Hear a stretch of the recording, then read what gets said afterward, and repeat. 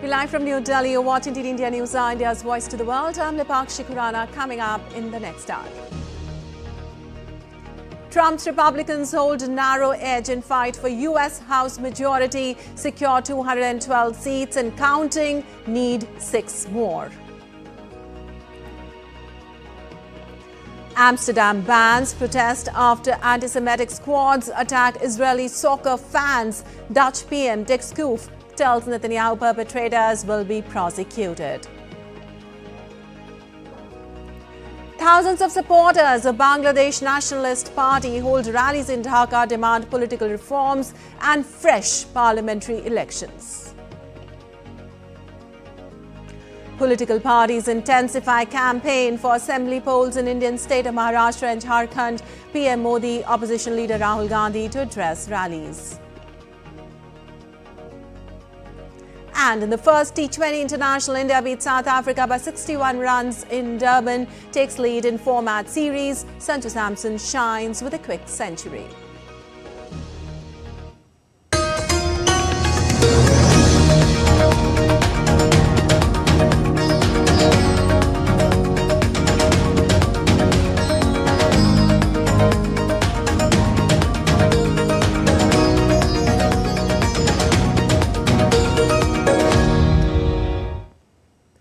Well, on to the top story now. U.S. President-elect Donald Trump's Republican Party held on to a narrow edge on Friday as election officials tallied the final votes. This will determine control of the U.S. House of Representatives. Republicans have secured 212 seats till now, 6 short of the majority in the 435-member chamber, with 23 races left to be called. According to projections by Edison Research, Republicans are set to hold a majority of at least 53 seats in the Senate. The Senate, or upper chamber, and the White House have already flipped to Republicans, meaning Donald Trump could have significant power to carry out his political agenda after he is sworn in on the 20th of January 2025. Control of the House gives the party the power to initiate spending legislation and launch impeachment proceedings against officials. And for more, we have Shubhendu Ghosh joining us from Washington, D.C. Well, Shubhendu, good morning. As Trump begins transition and the race for House still continues, what's the current position with the House right now, and how much of a policy advantage is it for Trump to have the Senate on his side? If you look at the legislative arm of the government, Lipakshi, and we talk about the Senate is where the Republicans have flipped and got the majority. In that sense, it's a hugely advantageous position for Donald Trump. He himself has got a massive advantage in his presidency. He's got a sweep as far as his presidency is concerned. Having the Senate will enable him through many processes. Senate is an important body which is part of the legislative process. A lot of bills and legislation pass through the Senate. Having the Senate in control will help the smooth passage of those bills. Impeachment parts of the Senate are important. High-ranking federal officers can only be impeached through the proceedings in the Senate.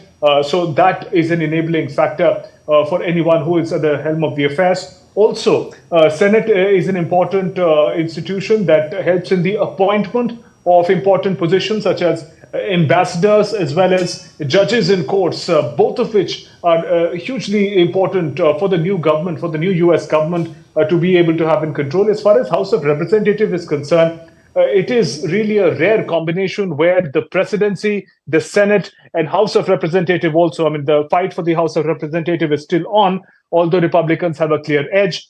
212 seats is what they have managed so far. 218 is the majority mark that they need. Experts say they're likely to get it. And when they do, all 3 institutions, the presidency, the Senate, and the House of Representatives would be under the influence of Donald Trump. And in that sense, it would enable him to greatly and more efficiently take forward his legislative agenda. Very true. Also, Shubhendu, Donald Trump has named his aide Susie Wiles as his future White House Chief of Staff, as we all know yesterday. What is the news about Indian Americans running for the top post in Trump and Vance administration? It's difficult to confirm for now, Lipakshi, but there are a number of Indian American names that are doing rounds. As we speak, there is an extensive vetting process that is on. For every position, there are multiple candidates, and the vetting is on to figure out who's the best person to lead that particular department for President-elect Donald Trump. Vivek Ramaswamy's name is doing rounds for Homeland Security. We know that he's a sort of rival turned ally. He speaks very passionately about MAGA now. Once upon a time, he was a rival to President Trump as far as the Republican primaries were concerned. Thereafter, he was also a running candidate for the vice president's position, which later Vance got. So Vivek Ramaswamy, an important name that is coming up. Also, Tulsi Gabbard, the Democrat turned Republican, is also another name. She could be utilized for an important diplomatic position, is what we are hearing. Also, Kash Patel, Kashyap Patel is his name, Kash Patel as he's known in America. He's an Indian-American lawyer, has worked prominently in Republican offices. His name is also being heard as a top position in the CIA. There's also Bobby Jindal, Nikki Haley. We're yet to know the details of what position they may be utilized for, or if they would be part of the government at all. But there are some important Indian American names doing rounds at the moment, Lipakshi. Right, Shubhendu. Also, if we talk about the Democrats, on the other hand, who do you think will lead and head the party's national committee? Well, that's a very difficult question for anyone to answer, particularly for the Democrats. For all practical purposes, they are in a huddle now. It's an unexpected result that they are trying to come to terms with. The Republicans, Donald Trump is completely swept. It's completely turned red as far as the U.S.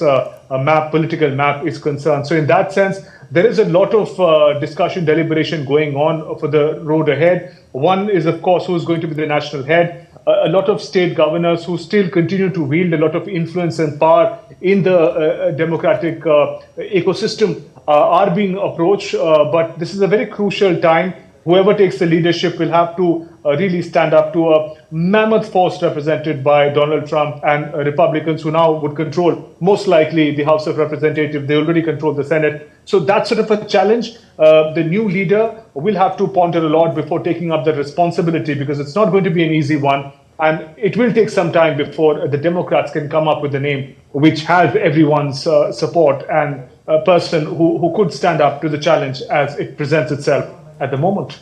Absolutely, a very, very crucial time indeed. Thank you so much, Shubhendu, for joining us and giving us those details. And moving on, an Iranian man in connection with an alleged plot ordered by Iran's elite Revolutionary Guard Corps to assassinate President-elect Donald Trump. In a statement, Justice Department said that Farhad Shakeri had informed law enforcement that he was tasked on October 7, 2024 with providing a plan to kill Trump. Shakeri allegedly told law enforcement he had no plans to formulate a plan to kill Trump within the IRGC's timeline. The department described Shakeri, 51, as an IRGC asset residing in Tehran. It said he immigrated to the US as a child and was deported in or about 2008 following a robbery conviction. Shakeri is at large and believed to be in Iran. Two other individuals charged on Friday, Carlisle Rivera and Jonathan Lodholt, who are American citizens, were arrested in New York and accused of helping the Iranian government surveil a separate U.S. citizen of Iranian origin. And a federal judge on Friday granted a request by special counsel Jack Smith to pause the case against Donald Trump for conspiring to overturn the results of the 2020 presidential election. In a filing with District Judge, Smith noted that Trump won the White House race this week and is to be inaugurated as president on January 20, 2025. He asked the judge to vacate the filing deadlines in the case to afford the government time to assess this unprecedented circumstance and determine the appropriate course going forward consistent with Department of Justice policy. Judge granted Smith's request without comment. The Justice Department has a long-standing policy of not prosecuting a sitting president. Smith said he would file a status report with the court by the 2nd of December. And moving on, Ukrainian President Volodymyr Zelensky called Donald Trump to congratulate him on his presidential election victory. Tesla CEO and Trump supporter Elon Musk also took part in the 25-minute phone call between both the leaders. During the call, Trump said that he would support Ukraine and maintain advanced cooperation. Musk also extended his support and said that he would continue supplying Starlink satellites. As per the reports, Musk was physically present with Trump during the call. Musk's presence underlines his close ties to the next US president. Zelensky further thanked Musk for the Starlinks, referring to the satellite internet devices used by Ukrainian troops during the conflict. Well, Democratic Vice Presidential nominee Tim Walz said the Democrats must continue to fight while also seeking common ground. He promised to defend Minnesota government against anyone trying to bring a hateful agenda to the state after Donald Trump retook the presidency. I just want to acknowledge the moment. It's hard. It's hard to lose. It's hard to understand. While so many of our fellow citizens, people that we have fought so long and hard for, wound up choosing the other path. It's hard to reckon with what that path looks like over the next 4 years. So if you're feeling deflated, discouraged today, I get it. Take some time, take care of yourselves, take care of your loved ones, take care of your community. There's a million ways to make a positive difference, and get back in this fight when you're ready. And know that whenever you're ready to get back in that fight, I'll be standing right here ready to fight the fight with you.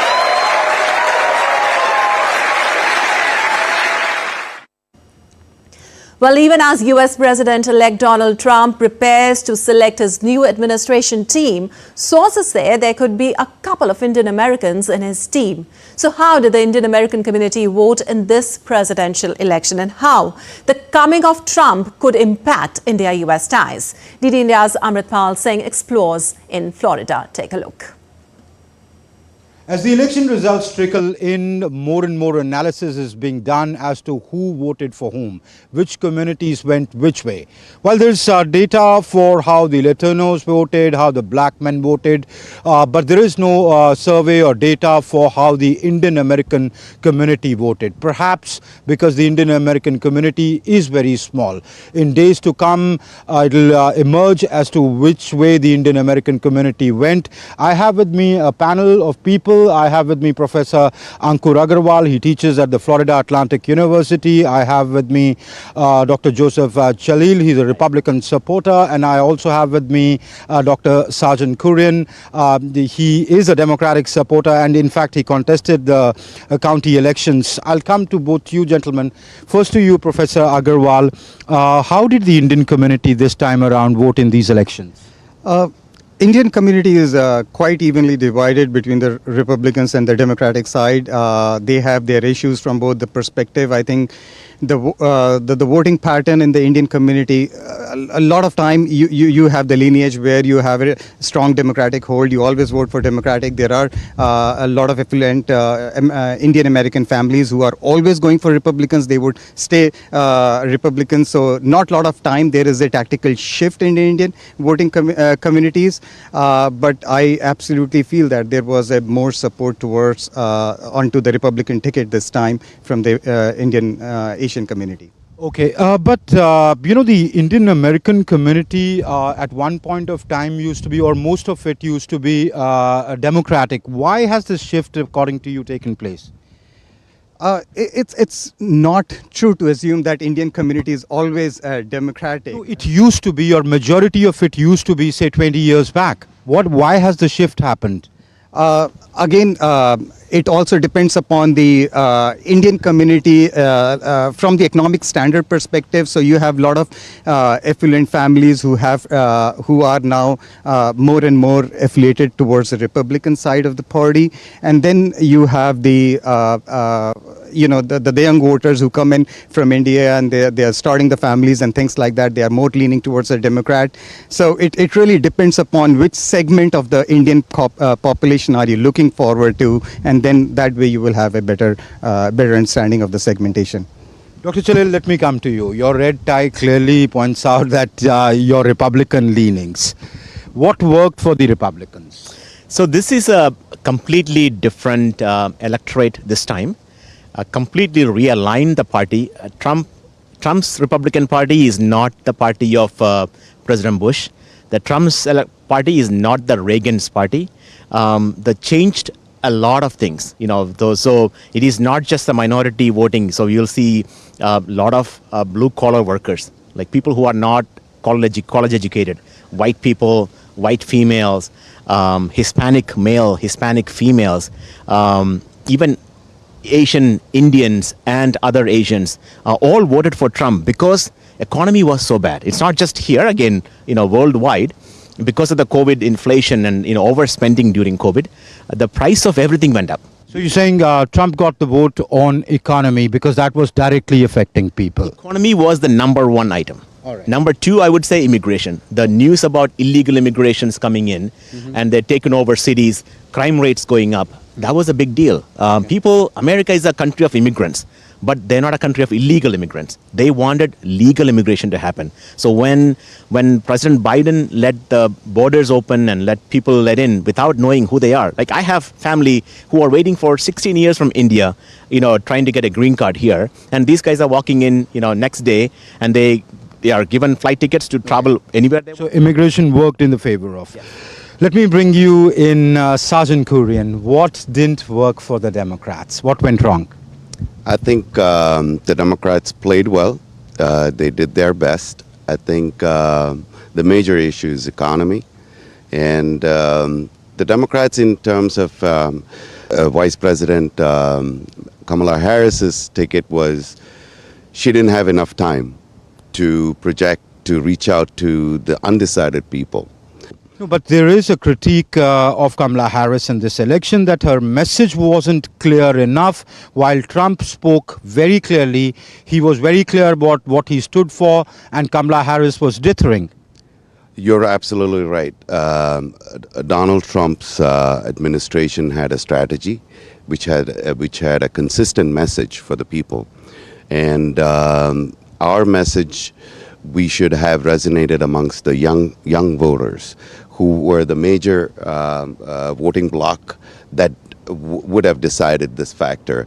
Right now, we have about 15,000 people that has not voted. As an Asian myself and a chair of the Asian caucus, I think we did not have enough people reach out to our Asian communities to build it all together. And I think it's a time to reflect on the grassroots levels of people trying to bring everyone together. Let me ask Dr. Chalil. Dr. Chalil, Donald Trump's made some very tall claims during his campaign, saying that he will carry out the biggest mass deportation in the history of America. According to Homeland Studies statistics, about 11 million illegal migrants are in the country. He alleged 21 million. Whatever be the reality, is that really possible for him to do? It is possible. Again, there are strategies on how they can do it. They can deputize local law enforcement. Especially his interest is getting the illegal aliens who are criminals out first, as opposed to everybody in the whole country.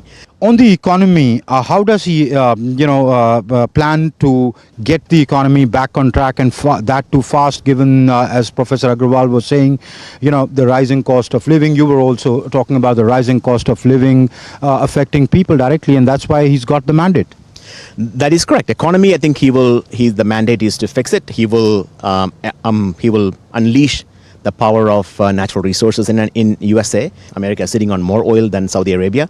So if you will let more drilling happen, sell more American oil and reduce the price of transportation, the inflation will come down, which thereby the property, the price of grocery store values, the price of milk, the price of egg will come down. Okay. Let me bring an independent voice back in. Professor Agrawal, during the campaign, you saw it a very deeply divided society, as American society divided right from the middle. How is the gap, the polarization gap, going to be filled in over the next 4 years? I think this time, if you see during the election time, lot of traditional party votes already crossed their party lines and they voted. For example, there was a tactical shift you can see from the Hispanic vote. Similarly, if you look into the Jewish population vote, because of the strong support of Republican Party towards Israel, a lot of Jewish votes also crossed over to the Republicans from Democrat and they voted for it. So in the end, it is the policies which unifies the country. It's not the party line. If you put up those policies, it allows people to come together and then in the end, the elections are over and the country unifies. And that's how the country, this becomes the world's biggest democracy in the world. So, Mr. Kurin, Kamala Harris during her concession speech said the election is over, the fight is not. What does she mean by that? And isn't it time for the Democrats to start up, working with the Republicans to see that this divide that has been created in the American community during the campaign, which was, some say, went down to the depths that's never been seen before, needs to be bridged? Absolutely agree with you. The gap, to bridge the gap, it's going to take a while. There is a racial divide amongst our communities right now. Patching up is going to take a while because right now the people's choice is economy, bringing food on the table, and the middle class is being affected. So that's what the mandate says. The aftermath of what the Trump administration is going to do, the impact that comes, we do not know yet, because this is a new revolution right now. So if they deliver and the impact onto our families is yet to be seen. And I believe that, we can work on both sides of the aisle and try to see what's best for the people. And that's how we should go, as to dividing us within ourselves, whether if it's Latinos, African Americans, Asians. But I think we will see as to what I have a optimistic approach towards. I think America will prevail eventually as a good democracy. So, Dr. Chalil, do you think with the coming in of Donald Trump, it's going to affect Indo-US relationship? I would definitely think it will affect Indo-US relationships. I think it's going to be very positive. Number one, I believe the relationship between Prime Minister Modi and President Trump is very strong. So there's a personal friendship between those two leaders, which will definitely help. Number two, I believe President Trump will try to control imports from China and the policies towards China and policies towards Pakistan and policies towards Bangladesh, which will also be good to India. So it'll be stabilize the region. He will be cooperating with India on all anti-terrorism policies. He may not be sending American troops anywhere, which is good. So I believe it will be a true partnership, an equal partnership, yet to see how, but of course, America will be pushed. Trump's purpose is not to push India. Trump is for America first. He wants to promote American manufacturing, American jobs. That brings in concerns, especially for India, that what if he imposes tariffs on Indian imports? It's possible that he could raise salary requirements on H-1B visas. There are some Indian imports which he could demand that maybe motorcycles like Harley Davidson could be given a waiver or matching tariffs, or maybe a Tesla car could become cheaper in India to import, and in vice versa. Trump is a businessman. He wants to negotiate. He wants to make a deal. So India, I'm pretty sure Prime Minister Modi will want to make a deal with America as opposed to fighting with America. So clearly, bets are being hedged here that with the coming of Donald Trump, the relationship between India and the United States, which does stand on its own legs because it's a special, comprehensive, strategic partnership covering a wide array of areas, will get a new vigor given the chemistry between the two leaders. With cameraman Sanjay Jaina, this is Amritpal Singh for DD India in Florida. And well, moving on, Amsterdam has banned demonstrations for 3 days after Israeli soccer fans were beaten and injured in violent clashes in Amsterdam. Dutch police had launched a major investigation into multiple incidents following the Europa League soccer game on Thursday night between Israel's Maccabi Tel Aviv and Dutch side Ajax. Amsterdam has implemented several additional security measures in the wake of the unrest. Dutch Prime Minister Dick Schoof Yaakov said he was horrified by the anti-Semitic attacks on Israeli citizens. Besides, he has assured Netanyahu that the perpetrators will be identified and prosecuted. An Israeli Foreign Minister Gideon arrived at Dutch airport after attacks on fellow citizen soccer fans. Saar met Dutch Justice Minister David Van Wiel and far-right leader Geert Wilders in Amsterdam on Friday. The ministers discussed the assaults on Israeli soccer supporters in the city. Meanwhile, the global leaders have also condemned the attacks on Israeli soccer fans in Amsterdam. US President Joe Biden called the incident despicable and echoed dark moments in history when Jews were persecuted.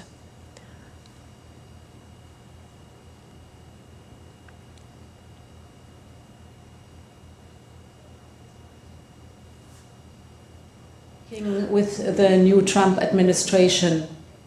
Moreover, EU's Michel von der Leyen condemned attacks on Israeli soccer fans. European Commission President Ursula von der Leyen said she was outraged by the violence.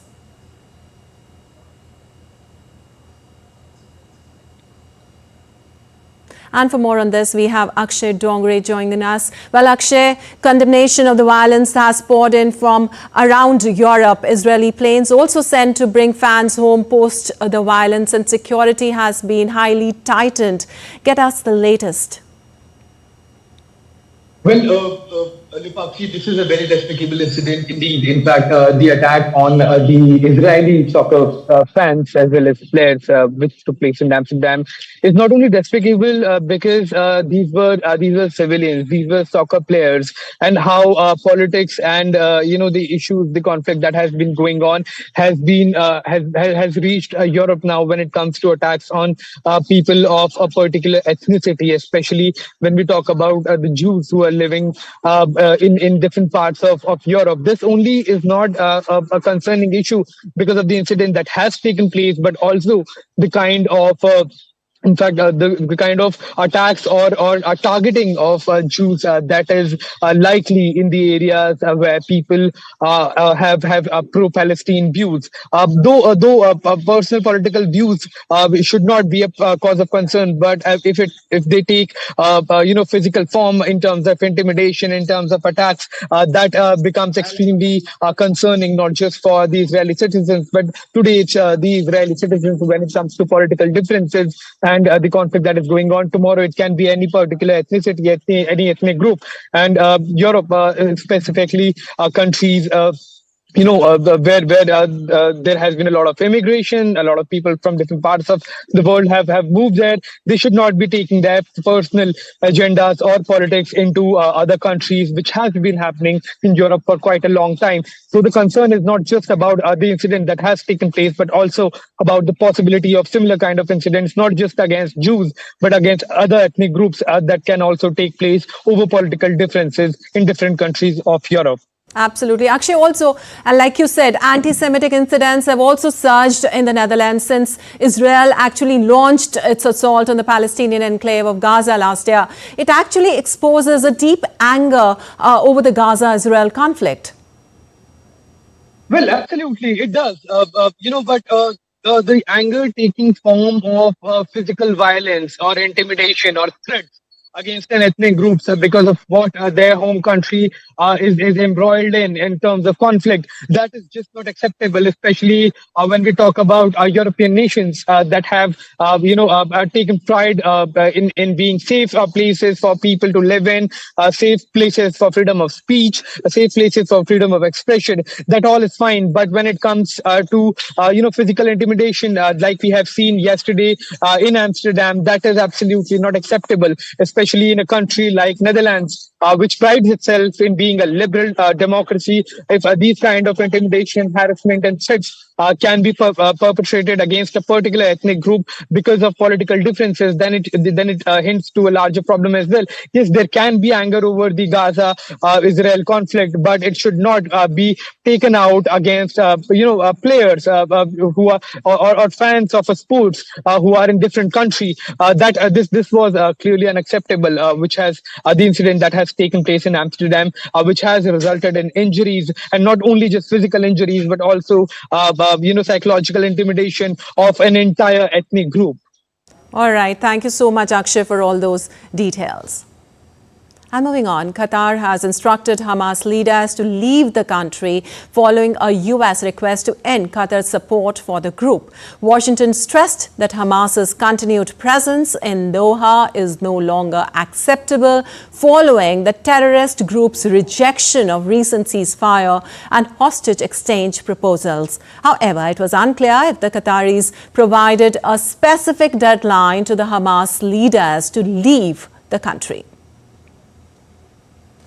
And Stephanie Tremblay, associate spokesperson for the United Nations Secretary General, warned against a strong likelihood famine in North Gaza. In a statement, she said that the humanitarian situation in the Gaza Strip was extremely grave and rapidly deteriorating. There's a strong likelihood that famine is imminent in areas within the northern Gaza Strip. The alert further underscores that the humanitarian situation in the Gaza Strip, as we have just detailed, is extremely grave and rapidly deteriorating. They're calling for immediate action within days, not weeks, and this action is required from all who are directly taking part in the conflict or who have influence on its conduct to avert and to alleviate this catastrophic situation. And still to come, indeed, India News Hour. We'll tell you all about the article written by Indian Prime Minister Narendra Modi in honor of Ratan Tata, one of the noted industrialists, saying that his absence is deeply felt across every segment of society globally. India's Chief of Defence Staff, General Anil Chauhan, launched the Shaurya Gatha project aimed at preserving and promoting India's rich military heritage. And we'll tell you why Thiruvananthapuram International Airport is to suspend flight operations temporarily for 5 hours today from 4 to 9 p.m.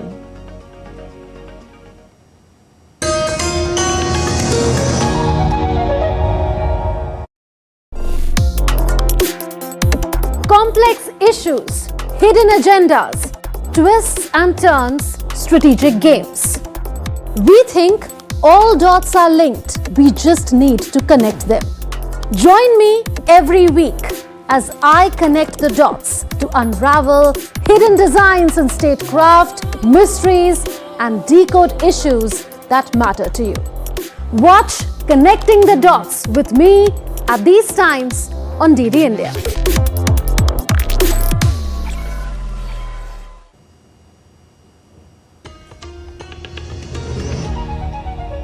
Welcome back. You're watching DD India News. I'm Lipakshi Khurana, and time now for a quick recap of the headlines. Trump's Republicans hold narrow edge in fight for U.S. House majority, secure 212 seats and counting, need 6 more. Amsterdam bans protest after anti-Semitic squads attack Israeli soccer fans. Dutch PM Dick Schoof tells Netanyahu perpetrators will be prosecuted. Thousands of supporters of Bangladesh Nationalist Party hold rallies in Dhaka, demand political reform and fresh parliamentary elections. Political parties intensify campaign for assembly polls in Indian states of Maharashtra and Jharkhand. PM Modi opposition leader Rahul Gandhi to address rallies. And in the first T20 International, India beats South Africa by 61 runs in Durban, takes lead in 4-match series. Sanju Samson shines with a quick century. Well, European Commission President Ursula von der Leyen suggested that the EU could shift from Russian LNG to American supplies if Donald Trump reclaims the US presidency. Speaking at an EU summit in Hungary, von der Leyen hinted at an upcoming shift in trade strategy focused on negotiating common interest with the Trump administration. Trump, who had previously criticized the EU for insufficient American purchases, warned of imposing a 10% tariff on all EU imports if his demands aren't met. The EU is now bracing for potential shifts in its energy and trade relationships. We still get a lot of LNG via Russia, from Russia. And why not replace it by American LNG, which is cheaper for us and brings down our energy prices, but is something where we can get into a discussion, also what our trade deficit is concerned.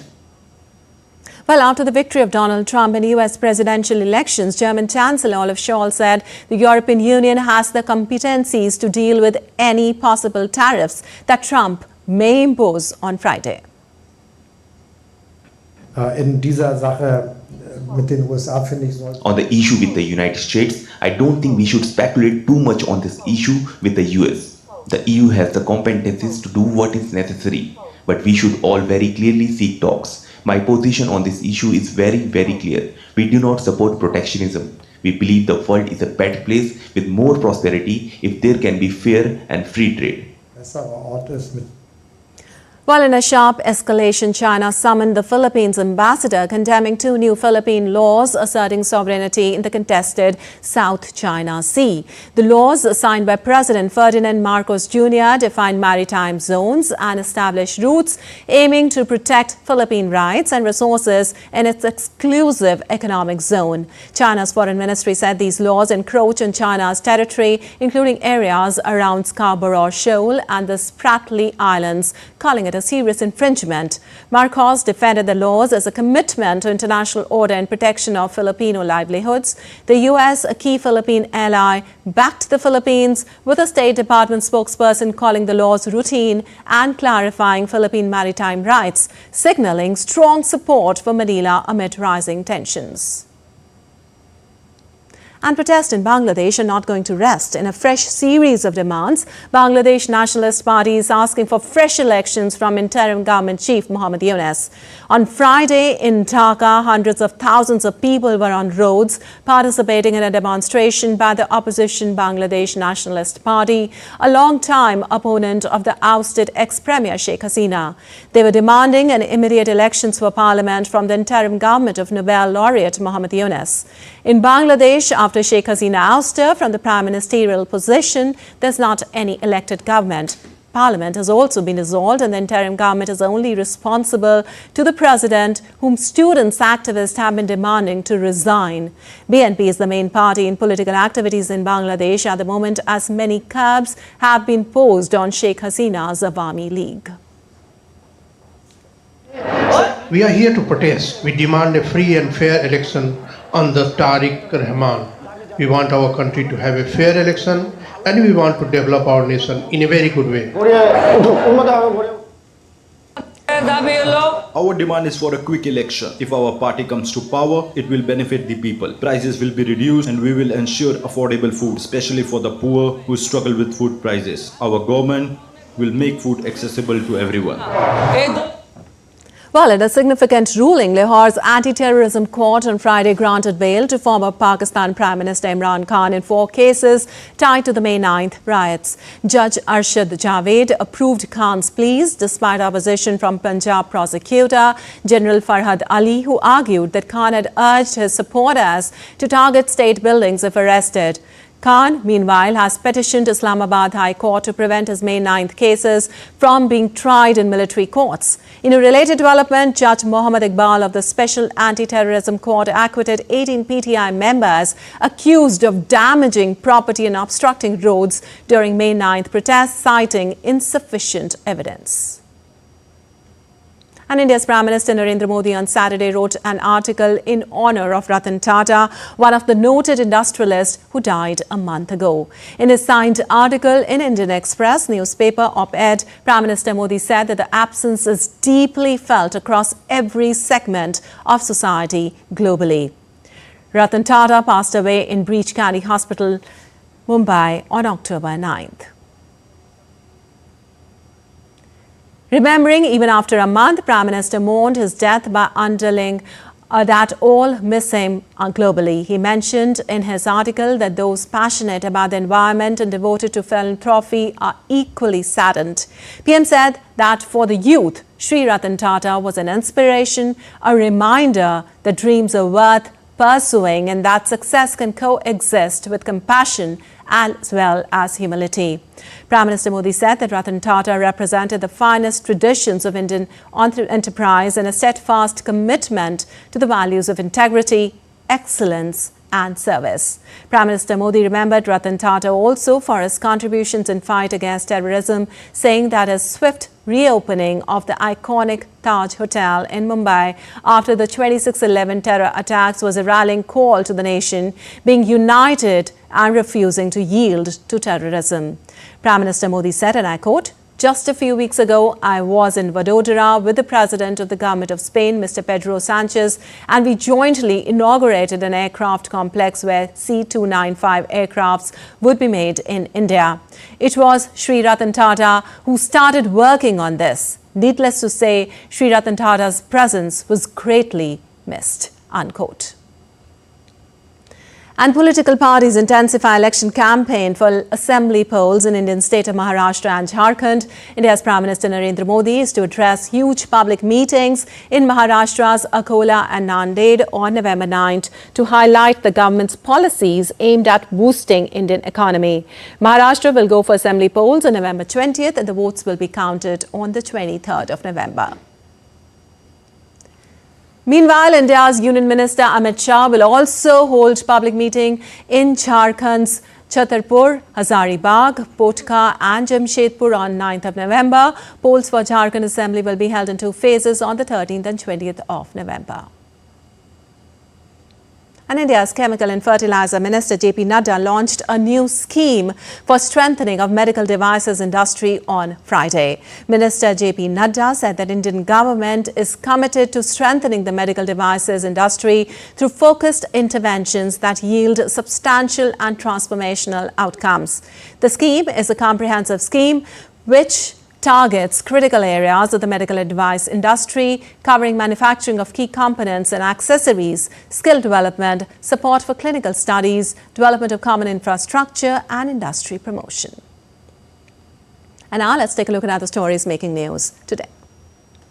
India's Chief of Defence Staff, General Anil Chauhan, launched the Shaurya Gatha project, a significant initiative aimed at preserving and promoting India's rich military heritage.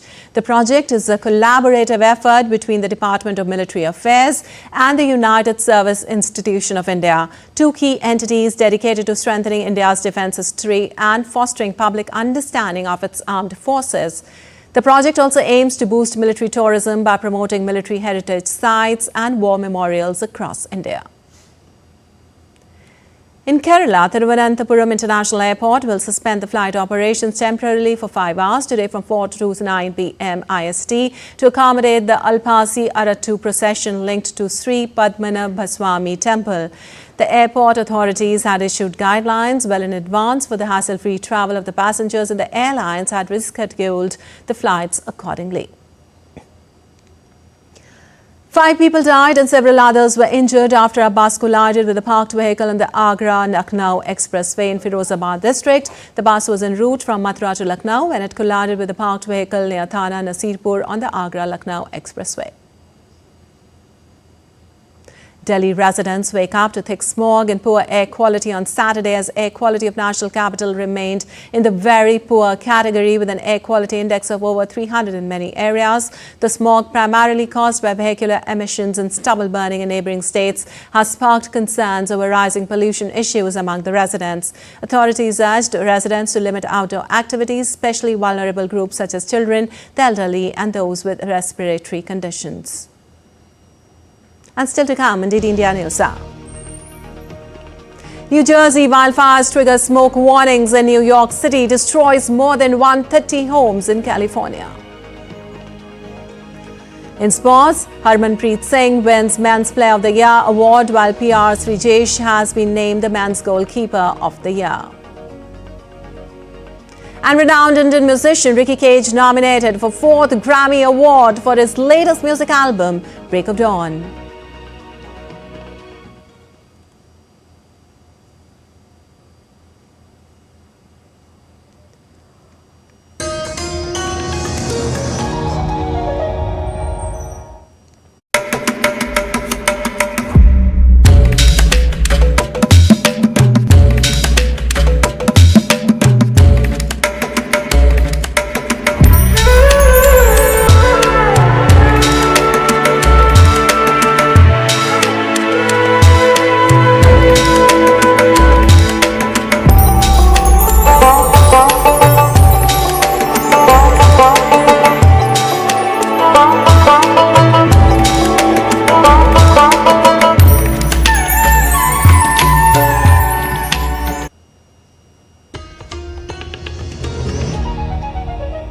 Welcome back. You're watching DD India News. I'm Lipakshi Kuran, and moving on, the COP29 UN climate talks could finally seal a deal on new rules which would allow the launch of a central system for countries to begin offsetting their carbon emissions and trading those offsets. This means, for example, a rainforest country could sell or trade credits to generate funding for forest protection, and the country purchasing the credits could count it towards reaching their own national climate targets. This concept was articulated almost 10 years ago in the Paris Agreement under Article 6, as the rules have not been set, that trading is yet to begin. Negotiations are following two parallel tracks, one to establish rules for a centralized system overseen by the United Nations and one for bilateral trading between the countries. The UN-led market for carbon offsets would also be separate and run alongside voluntary carbon markets where companies can trade offsets to meet climate targets but are not legally required to do so. Remaining sticking points that will be negotiated in Baku from November 11 to 22nd include whether a country can revoke authorization of carbon credits once generated and what sort of review process for generating credits must be used to reduce the likelihood of greenwashing or low standards that don't benefit the climate. The European Union had been pushing for rules that would hold parties to stringent standards and give the centralized oversight body less discretion in decision making. It also wanted additional oversight on the bilateral trading. While the EU system does not use offsets, it effectively sets carbon prices by granting companies permission to emit. If the UN-run system were to launch with looser standards, the carbon prices set through that market would likely to lower than those in the EU, antagonizing European businesses that would be held to higher standards, experts said. And Cuba's power grid is slowly recovering after Hurricane Rafael struck, leaving millions without electricity. Officials reported on Friday that power had been restored to nearly 20% of Havana. Rafael's impact knocked out hundreds of power lines, deepening the crisis for Cuba's fragile electrical grid, which had collapsed multiple times just weeks prior, triggering protest. The devastation follows Hurricane Oscar's recent hit to eastern Cuba, worsening shortages of food, fuel and medicine. While parts of central and eastern Cuba regained electricity, western areas including Pinar del Rio remained mostly powerless. Despite some progress, grid operator UNE warns of continued blackouts due to a generation deficit. In response, Russia pledged 80,000 tons of diesel fuel to support Cuba's strained energy supply. Well, heavy rains in the Catalan town of Cadaqués swept away dozens of cars on Friday. The stream of water swollen by the intense rainfall carried the cars downstream, where they collided with a bridge, blocking the waterway. The floodwaters caused significant disruption, inundating streets and leaving debris scattered around the town. There have been no reports of major structural damage or injuries, though. The flood killed at least 219, including more than 60 in Paiporta, and left 93 individuals missing. And moving on, more than 130 homes are now known to have been destroyed by a raging wildfire burning outside Los Angeles, as a break in the weather gave firefighters a chance to tame the blaze.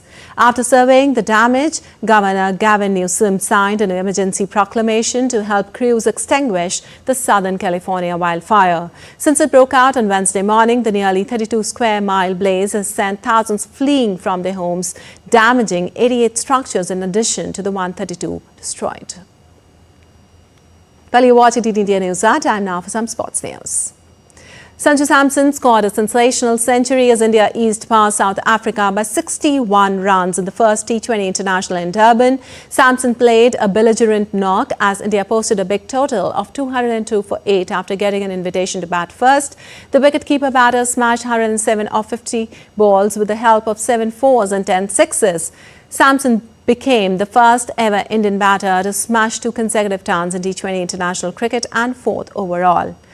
Meanwhile, Gerald Coetzee was the best bowler for the host with figures of 3 for 37 in 4 overs. For India, Varun Chakravarti's 3 for 25 and Ravi Bishnой's 3 for 28 broke the back of South Africa as the host got bundled out for 141. And the International Hockey Federation announced on Friday that former Indian goalkeeper PR Srijesh has been named the Men's Goalkeeper of the Year, while skipper Harmanpreet Singh won the Men's Player of the Year award for the 2023-24 season. Both players have won in their respective categories for the third time in their careers. 28-year-old Harmanpreet led the country to its second straight bronze medal at the Olympics in Paris this year, where he was also the top scorer with 10 goals. Srijesh faced 62 shots across 8 games at the Olympics and saved 50 of them. He proved to be the hero of the quarter-final against Great Britain, where he helped the team win 4-2 in the penalty shootout. The 36-year-old retired from the sport after the tournament. An Indian chess grandmaster Arjun Arigaisi continued his unbeaten run at the Chennai Grandmasters by defeating Iranian Amin Tatabebe in a battle of the table toppers. Earlier, Arigaisi has climbed to number 2 in the live world rankings and is now only behind 5-time world champion Magnus Carlsen. Arigaisi secured a win in the third round against Serbia's Alexis Arana, which propelled him to world number 2 in the live ratings. Arjun also defeated Iranian Tabatabai in a clash of the leaders to go on top of the Masters standings. And India's javelin star Davinta Chopra will join a training group led by triple Olympic champion Jan Zelensi this winter. The 26-year-old has been an Olympic champion in Tokyo in 2021 and silver medalist from Paris this year. Neeraj had asked Czech legend Zelensi to coach him several weeks ago and will finally be joining the group. The 58-year-old Zelensi has won Olympic gold in Barcelona in 1992, Atlanta in 1996 and Sydney in 2000 and silver in Seoul in 1988. Although he said he would only lead the group for the next 2 years. Well, basketball legend Shaquille O'Neal is dedicated to honoring the legacy of boxing great Muhammad Ali. O'Neal will be honored at the weekend at Muhammad Ali Center in Louisville for his work supporting undeserved youth. A report. Basketball legend Shaquille O'Neal hopes to carry on the legacy of great Muhammad Ali. The retired 4-time NBA champion said he wants to use his fame to advance his philanthropic work. O'Neal will be honored on Saturday, November 9 at the Muhammad Ali Center in Louisville. The recognition is for his support of undeserved youth, a cause Ali championed. Growing up, I like to think we're all creatures of our environment. My father, who was a Muslim man, always talked about Muhammad Ali, always talked about Kareem Abdul-Jabbar. As I got older, I watched all the superstars and watched what they did. And what I've always known and understood about the great Muhammad Ali is how kind and compassionate he was towards people. O'Neal, now 52, credits the Boys and Girls Club of America for helping him as a child in New Jersey. His foundation has long supported the organization. O'Neal's mission is to create pathways to success for young people. Since retiring in 2011, O'Neal's profile has only grown. He is now an analyst on TNT's Inside the NBA. He is also involved in many business ventures, charities and artistic projects. The annual awards dinner on Saturday will also raise funds for the Ali Center. The center's mission is to foster respect, inspire generation of change makers and advance social justice. Sports Desk, DD India. And renowned Indian musician and 3-time Grammy Award winner Ricky Cage gets his 4th Grammy nomination for his latest music album, Break of Dawn.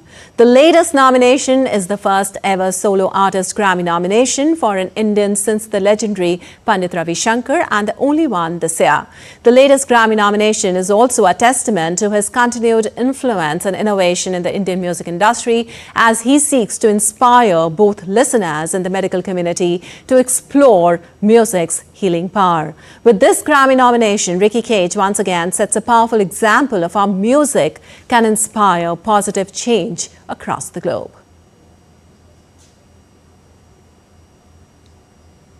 All right, that's all for this edition of DD India News Hour, but let us know your thoughts on the news of the day. For those on the go, you can get all the latest news and updates from India and across the world on the DD India mobile app.